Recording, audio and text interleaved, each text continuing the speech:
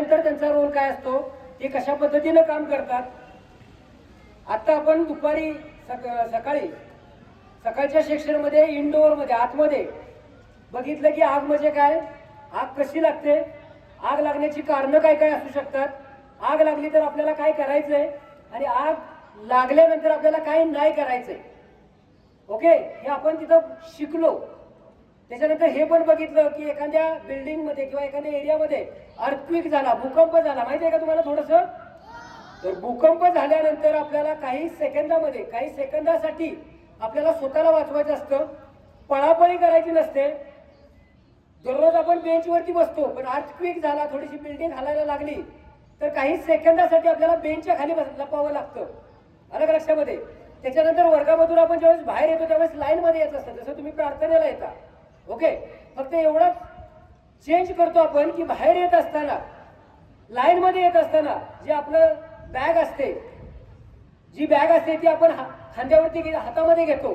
त्याच्याऐवजी ज्यावेळेस भूकंप होतो त्यावेळेस ती बॅग कुठे ठेवायला पाहिजे, डोक्यावरती ठेवायला पाहिजे. कुठे ठेवायला पाहिजे, डोक्यावर ठेवायला पाहिजे. ओके, आणि आपापसामध्ये चर्चा न करता, जसं मी आता अनाउन्समेंट करतोय तसं तुम्हाला सगळ्यांना ऐकू येतंय, त्यावेळेस जर कोण सूचना सर देत असतील, मॅडम देत असतील तर त्या सूचनेचं पालन तुम्ही करता आलं पाहिजे तुम्हाला.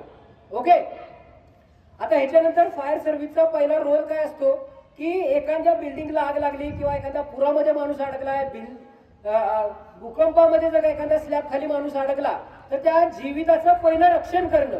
कोणताही जीव असू द्या, मनुष्य जीव असू द्या किंवा पक्षी असू द्या, प्राणी असू द्या, त्याचं पहिलं रक्षण करायचंय. आणि हे रक्षण करत असताना तुम्हाला आम्ही पहिल्यांदा एक दाखवतो की पलीकडच्या बिल्डिंगकडे सगळ्यांनी लक्ष द्या. पलीकडे दिसतंय सगळ्यांना. तुमच्याकडे कुठल्याही प्रकारचं साधन नसतं तर फायर ब्रिगेडकडे अशा प्रकारची शिडी असते आणि ती शिडी लावून शिडीच्या साह्यानं तुम्हाला खाली सेफ घेऊन येता येतं. तर ते कशा प्रकारे बघा, लागला असेल तर त्याला स्ट्रेचरवरती ठेवलं जातं. जास्त भार असेल पण डॉक्टरची सुविधा पाहिजे असेल तर त्याला ॲम्ब्युलन्समध्ये ठेवलं जातं. अशा प्रकारचं कार्य हे फायर ब्रिगेडचे जवान करत असतात. 4 माळ्याची, 8 माळ्याची, 10 माळ्याची, 12 माळ्याची, सध्या किती शिडी पोचत नाहीये. अशा सिटीमध्ये उद्यामध्ये जर आपण विचार केला सेफमध्ये आणलं जातं. ओके, सगळ्यांना दाखवणार कोण आहे बघा, बघता येईल तुम्हाला. खाली वाळू खाली, हा एकदम दमाने तू उठू नकोस. बस कट. ज्यावेळेस तुम्ही जिन्यामधून घेऊन येता त्यावेळेस जर का एखादा पेशंट किंवा एखादा व्यक्ती बेशुद्ध असेल तर तो एखाद्या बाजूला टर्न केला ऑटोमॅटिकली तर पडण्याची शक्यता असते.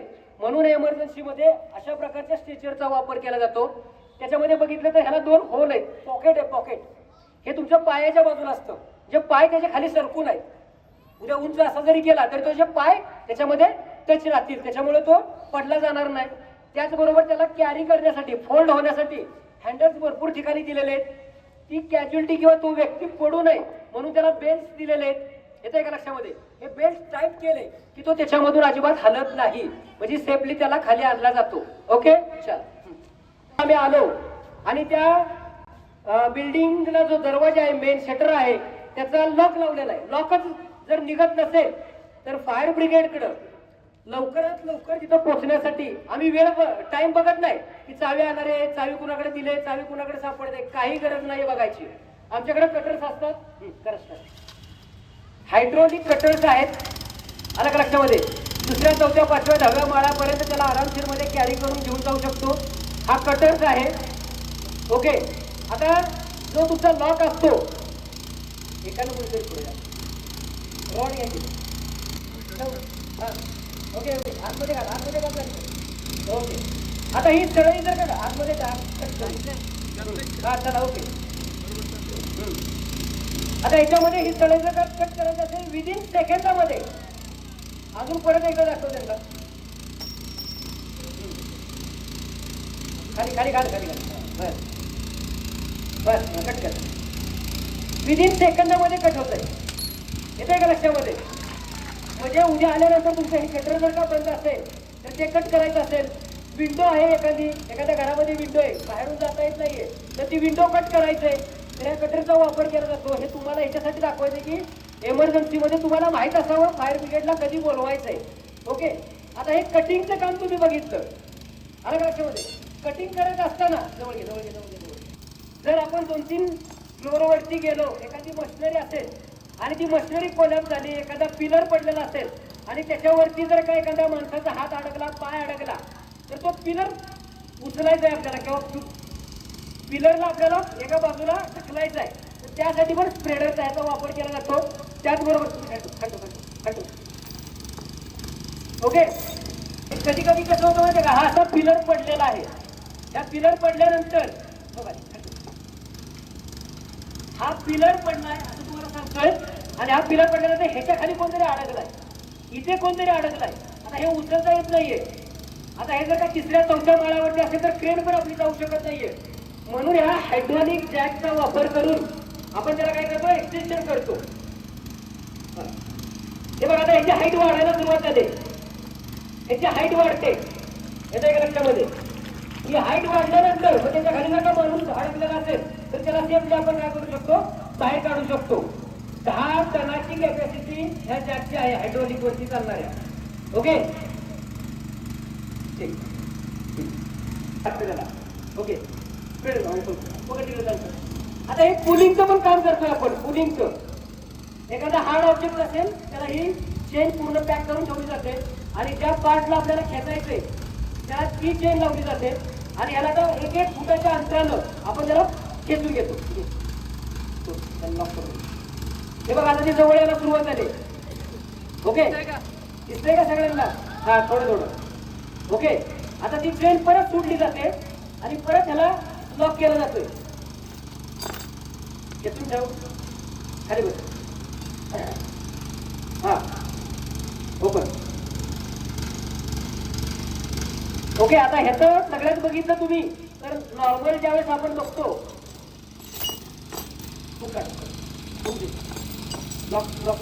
बसली पॅक किती निघत नाहीये. इथे तसं नाहीये, इथं फक्त ह्याच्यामध्ये अडकवला ते ऑटोमॅटिकली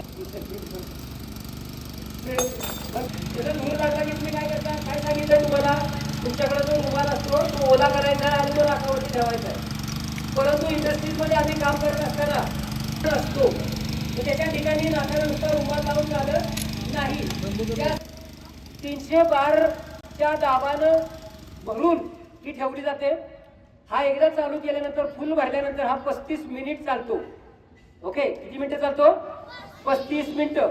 आणि जर आपण एखादी एमर्जन्सी हँडल करायला गेलो आणि आपल्याला तिकडे वेळ लागणार असेल तर 10 मिनिटं ह्याच्यातली हवा शिल्लक राहिल्यानंतर ऑटोमॅटिकली ह्याच्यामधली एक विसल असते. ह्याच्यामध्ये हे जर का बघितलं तुम्ही तर ह्याला गेज पण आहे आणि एक सेफ्टी डिव्हाइस म्हणून एक विसल आहे, ती विसल वाजायला सुरुवात होते.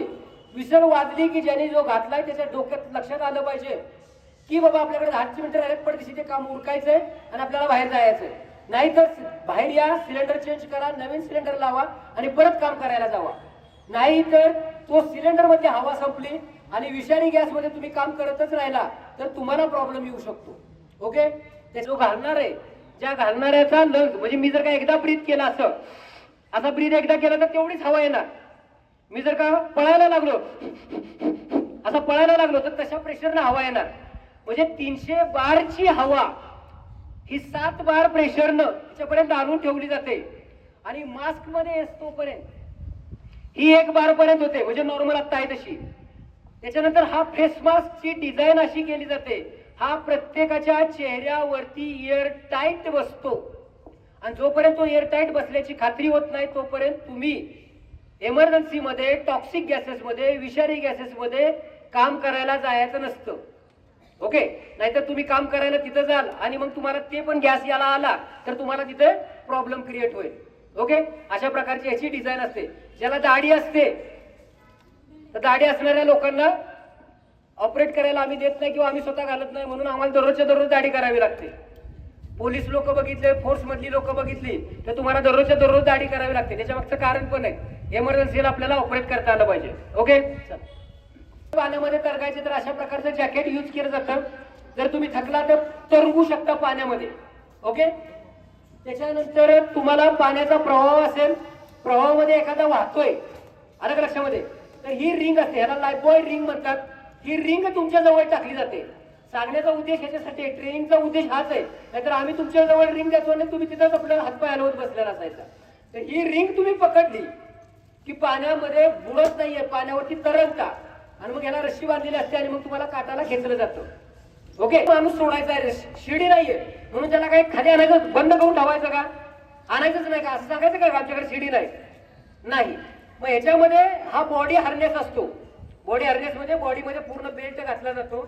ओके, त्याच्यानंतर एक जण आहे गाठ. अशा प्रकारची त्याची डिझाईन केलं जाते. ओके, याला रेस्क्यू रॉक म्हणतात. त्याच्यानंतर इमर्जन्सीला एखाद्याला वरून खाली सोडायचंय किंवा एखादा खाली पडलेला आहे त्याला वरती खेचायचंय तर आपल्याकडे रोप असतो. जर का आपल्याकडे बॉडी हार्नेस नसेल तर नॉट पण मारली जाते. ती नॉट त्याला घातली जाते आणि त्याला वरून खाली सोडला जातो. बघितलं का? ही जी गाठ मारली त्याला म्हणतात चेअर नॉट. म्हणजे त्या माणसाला चेअर वरती बसल्यानंतर जसं फील होतं तसं त्याला वरून खाली सोडलं जातं. तसं जर एक रस्सी खाली असते त्याची आणि एक रस्सी वरती असते. एक रस्सी वरून त्याला खाली सोडलं जातं.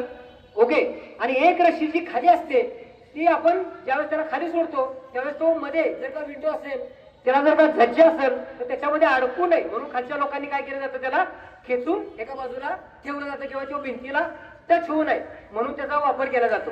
ओके, पुढे नाही काढली का त्याची पुढे बघाय का तिथे बोलले का आलं का लक्षामध्ये? असं मग याच्यामधून खाली त्याला सोडलं जातं. ओके, ठीक आहे. ह्याचे जॉईंट्स करून दाखवायचे. जॉईंट्स करणं एकदम सोपं आहे बघा. फक्त एक टर्न करायचा असतो आणि त्याला सोडून द्यायचा, लॉक करायचा, ऑटोमॅटिकली होऊन जातो. म्हणजे गडबडीमध्ये जर का तुमचं लॉक करायचं राहू नाही काय नाही तो हातातून सुटला की ऑटोमॅटिकली लॉक होतो.